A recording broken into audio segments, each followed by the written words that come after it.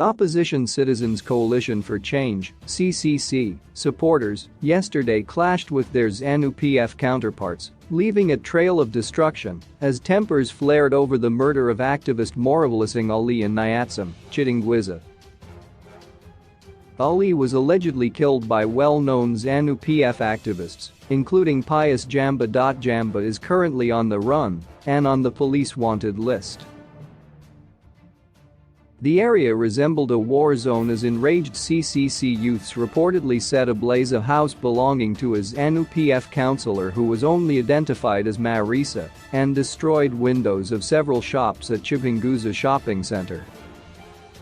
Last night, there were reports that CCC Vice Chairperson Nyatsime Ali had been arrested for unknown reasons.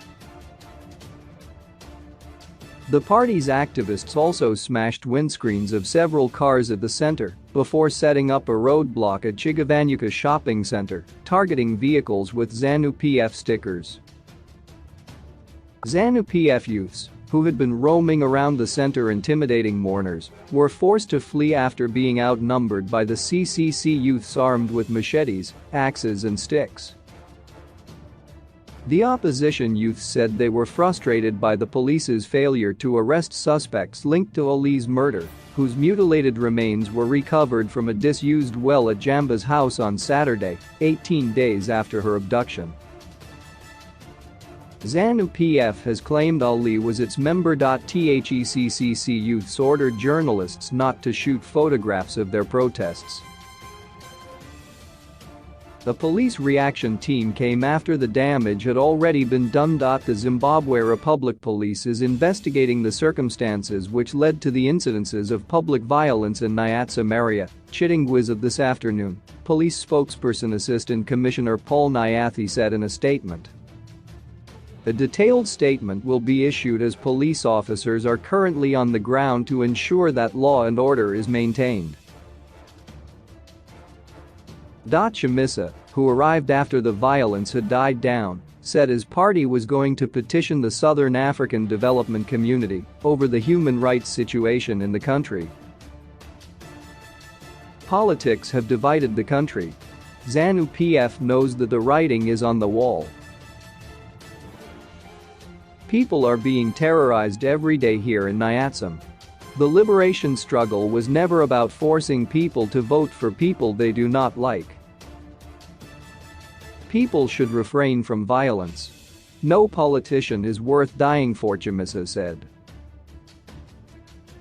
Government has the duty to protect all citizens. The lives of Zimbabweans must be protected and secured. Let's defend each other as citizens against violence. We all have duty to fight for change. The nation must unite. He added. We will engage SAD to ensure that there is peace in Zimbabwe as we approach the 2023 election.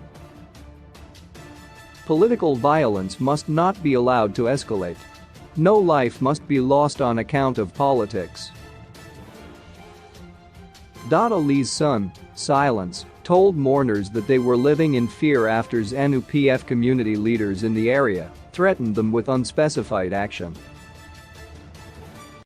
He also said the family was unaware where Ali's body had been taken to. Family lawyer Nyatsime Ali told mourners that the family had resolved not to bury the victim until the perpetrators have been brought to book. On Monday, the Zimbabwe Council of Churches (ZCC) issued a pastoral letter urging politicians to respect the sanctity of human life following Ali's murder. The brutality of the killing of Ali indicates a level of hatred that is very disturbing. The church is deeply concerned about the level of hate and hate speech that has developed in our nation that forms a reservoir out of which these terrible killings emerge, ZCC said. The church pleads with the ZRP to handle cases of human disappearance, distress calls and cases of violent conflict with a sense of urgency and in ways that do not compromise the dignity of victims.